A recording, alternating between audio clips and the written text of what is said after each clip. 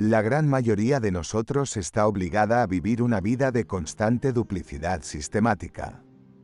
Tu salud está destinada a verse afectada si, día tras día, dices lo contrario de lo que sientes, si te humillas ante lo que no te gusta y te regocijas en lo que solo te trae desgracias.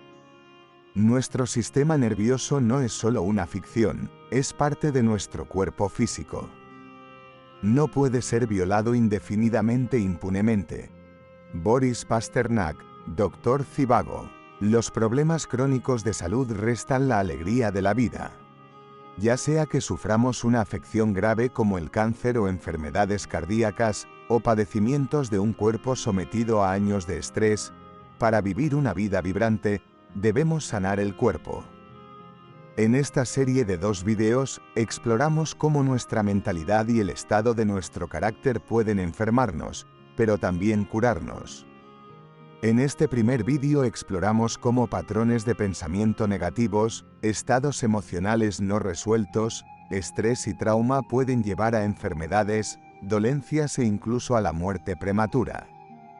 He llegado a creer que prácticamente todas las enfermedades, si no tienen una base psicosomática, tienen definitivamente un componente psicosomático.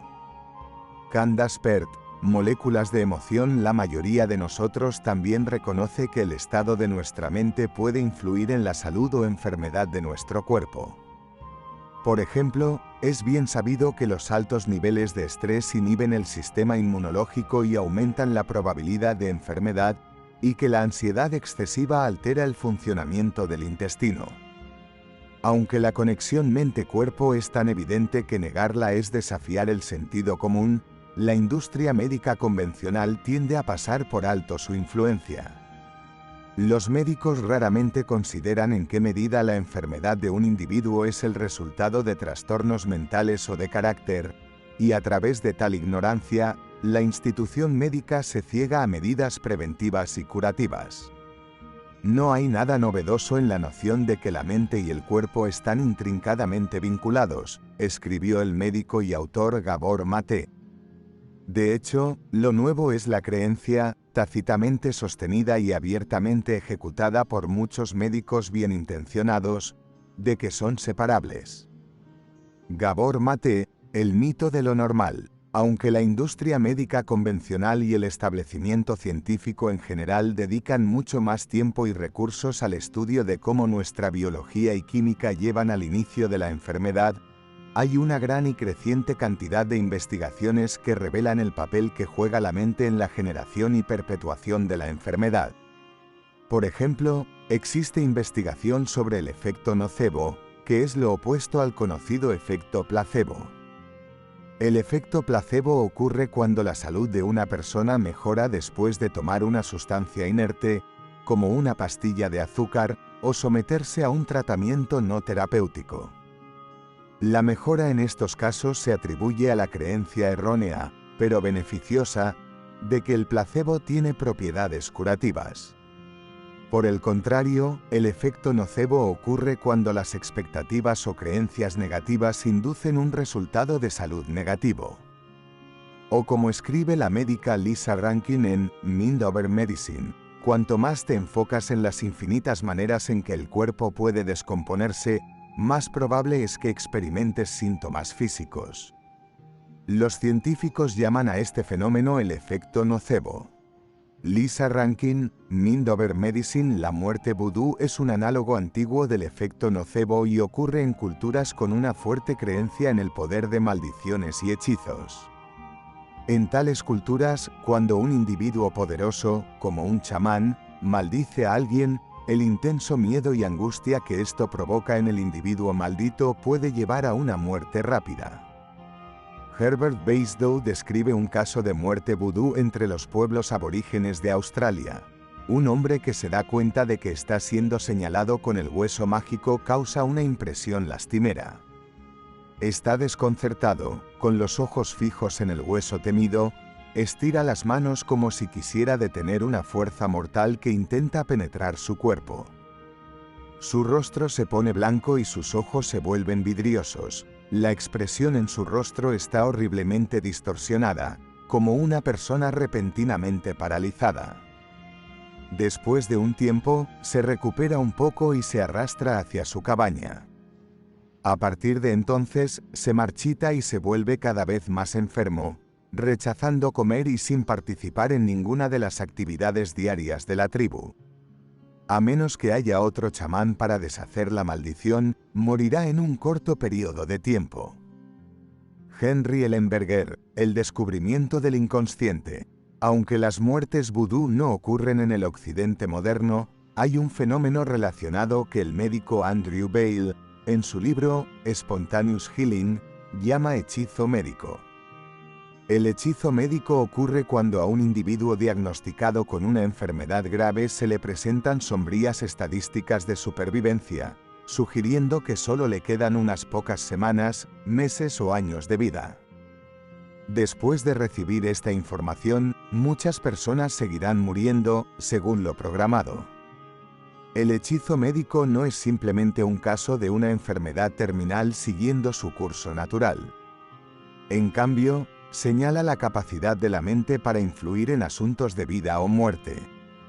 Hay casos de individuos que son diagnosticados erróneamente con una enfermedad terminal, pero que aún mueren en línea con el horario pronóstico presentado, o como escribe Lisa Rankin, la literatura muestra que los pacientes considerados terminales, a quienes se les informa erróneamente que solo les quedan unos pocos meses de vida, han muerto dentro del plazo establecido, incluso cuando los hallazgos de la autopsia no revelan ninguna causa fisiológica. Lisa Rankin. El cardiólogo Herbert Benson señala que muchos cirujanos poseen un sentido intuitivo del poder de los pensamientos y expectativas en asuntos de vida y muerte, o como dijo en una entrevista al Washington Post, los cirujanos desconfían de las personas convencidas de que morirán.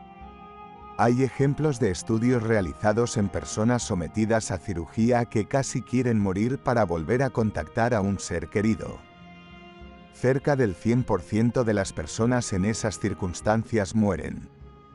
Brian Reid, The Nocebo Effect, Placebo's Evil Twin, The Washington Post, 30 de abril de 2002.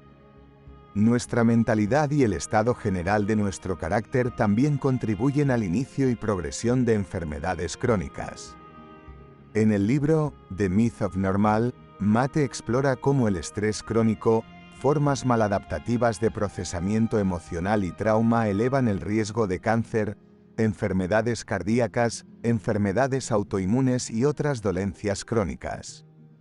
El estrés puede manifestarse de dos formas, escribe Mate, como una reacción inmediata a una amenaza o como un estado prolongado inducido por presiones externas o factores emocionales internos. Mientras que el estrés agudo es una reacción necesaria que ayuda a mantener nuestra integridad física y mental, el estrés crónico, continuo e inaliviado, socava ambas. Gabor Mate, The Myth of Normal. Bien, todos experimentamos las dificultades, adversidades y desafíos que desencadenan estrés agudo. El estrés crónico suele ser producto de nuestro carácter y mentalidad. En otras palabras, el estrés crónico no surge simplemente de lo que nos sucede, sino también de cómo reaccionamos ante los desafíos que enfrentamos. La valentía, la resiliencia, la búsqueda de sabiduría y autoconocimiento, y los hábitos que provocan la respuesta de relajación disminuyen la posibilidad de quedar atrapados en la red del estrés crónico. Por otro lado, la falta de estas características y hábitos aumenta la posibilidad de estar crónicamente estresados, lo que predispone nuestro cuerpo a todo tipo de enfermedades, o como escribe Mate, a largo plazo, tal exceso hormonal, causado por el estrés crónico. Puede hacernos ansiosos o deprimidos, suprimir la inmunidad, promover la inflamación, estrechar los vasos sanguíneos, promoviendo enfermedades vasculares en todo el cuerpo, fomentar el crecimiento del cáncer, debilitar los huesos, hacernos resistentes a nuestra propia insulina, induciendo la diabetes, contribuir a la obesidad abdominal, elevando el riesgo de problemas cardiovasculares y metabólicos, afectar los circuitos cognitivos y emocionales esenciales en el cerebro, y elevar la presión arterial e incrementar la coagulación sanguínea, aumentando el riesgo de ataques cardíacos o accidentes cerebrovasculares. Gabor Mate, The Myth of Normal. ¿Cómo nos relacionamos con las llamadas emociones negativas de tristeza, depresión, enojo, culpa, miedo y vergüenza es otro camino clave que modula la influencia de la mente en la enfermedad crónica? La manera saludable de abordar una emoción negativa es permitir la expresión de la emoción, procesarla y luego realizar los cambios necesarios en la vida para evitar que estas emociones se vuelvan crónicas. El enfoque no saludable es suprimir, reprimir o adormecernos ante la existencia de la emoción negativa y no realizar los cambios necesarios para evitar que el estado emocional se repita continuamente mucho después del evento desencadenante inicial. Aquellos que adoptan el enfoque no saludable aumentan considerablemente su riesgo de desarrollar una enfermedad crónica.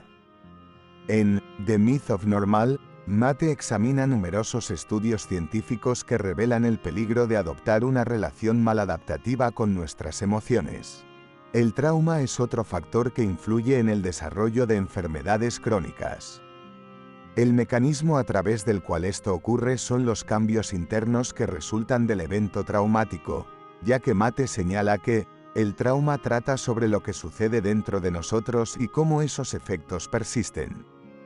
El trauma conduce a la agonía mental de miedo, culpa, vergüenza, depresión y autoodio, y estos estados mentales causan estragos en el cuerpo. Por ejemplo, Mate señala un estudio realizado en la Universidad de Toronto que reveló que los hombres que habían experimentado un trauma grave en la infancia tenían 3 veces más probabilidades de morir por un ataque al corazón, incluso después de normalizar otros factores contribuyentes como adicciones al alcohol o drogas. No importa cuán sofisticadas sean nuestras mentes, el hecho sigue siendo que sus contenidos básicos, lo que pensamos, creemos consciente o inconscientemente, sentimos o se nos impide sentir, afectan poderosamente a nuestros cuerpos, para bien o para mal.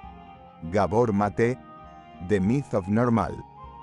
Reconocer el papel que juega nuestra mente y el estado general de nuestro carácter en el inicio de la enfermedad no es culpar a aquellos que desarrollan una enfermedad crónica. La mayoría de las personas no adoptan voluntariamente una mentalidad que los predispone a la enfermedad, y a menudo son eventos desde la infancia y la niñez, que están mucho más allá del control de uno, los que preparan el escenario para el sufrimiento futuro. Lo que debería hacer el reconocimiento de la influencia de la mente en el cuerpo es empoderarnos. Así como la mente puede enfermarnos, también puede sanarnos, y en la segunda parte de esta serie exploramos la capacidad natural del cuerpo para curarse y cómo está influenciada por nuestra mentalidad y el estado de nuestro carácter. Y si la clave para la salud no es solo comer una dieta nutritiva, hacer ejercicio diariamente, mantener un peso saludable, dormir 8 horas, tomar vitaminas, equilibrar tus hormonas o ver a tu médico para chequeos regulares, escribe Lisa Rankin. Ciertamente, todos estos son factores importantes, incluso críticos, para optimizar tu salud. Pero ¿y si algo más es aún más importante? ¿Y si tienes el poder de curar tu cuerpo solo cambiando cómo piensa tu mente, cómo siente tu corazón y cómo fluye tu fuerza vital?